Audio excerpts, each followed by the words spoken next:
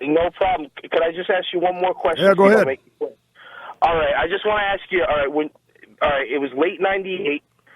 It was right after the pay-per-view. It was Rock Bottom. You had wrestled the Undertaker, and you were missing for 2 weeks or maybe 3. You came back and you helped Mankind win the title on that taped Raw. The pop that you got was unbelievable. In my opinion, biggest pop I've ever seen.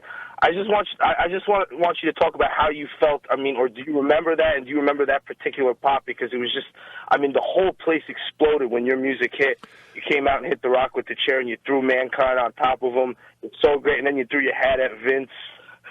I can't remember the which pay-per-view it was. I mean, it wasn't a pay-per-view. It was a Monday Night Raw. Monday Night Raw. And it was actually the Monday Night Raw where Tony Schiavone gave the results that Mick was winning the title.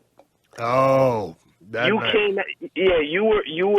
the one that helped them win the title. As a matter of fact, you put him on top of The Rock. You cost The Rock the match. It was a no DQ.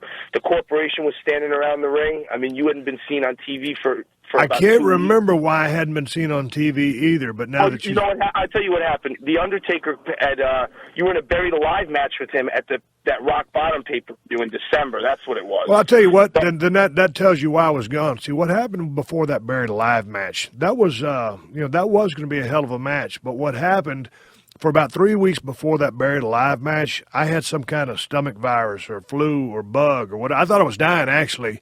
And I couldn't eat. So basically, I'd lost a hell of a lot of weight going into that match. And so I was sick when I did that, when I was going through that match. But I had to work, but I wasn't, I don't think, on the road because something was wrong with me. And so I went to the pay-per-view that night, worked the match. Then about 3 minutes into the match, I pulled a rib muscle. I don't know if you've ever pulled a rib muscle, but when you do, it's so painful to try to even take a deep breath of fresh air. It sucks. So I was sick. My gut was raw. I pulled a rib muscle, then had to work the match. And then after I won the match, I had to guzzle a couple of beers. Well, beer was the last thing that I wanted in my gut because of the way I was feeling, but I had to do it for the show.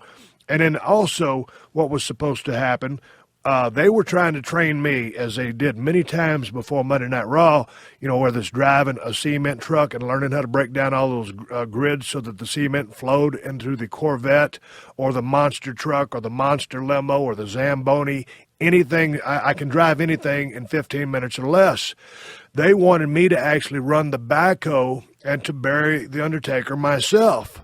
Well, here's the thing. If you've ever been on a backhoe or if you've just ever seen one, those buckets and that whole mechanism is extremely heavy because you can pound the earth with those things and you scoop up the earth.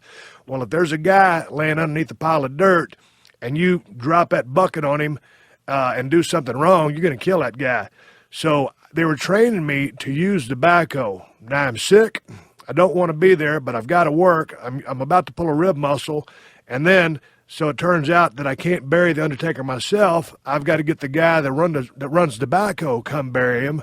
And then he goes out there, and I don't know if it was because he was in front of 15, 20,000 people live on pay-per-view that he froze up, but he couldn't get the task at hand done in an expedient fashion and make it look good and dramatic by putting a slow tilt on the bucket and releasing all the dirt onto the Undertaker, symbolically burying him.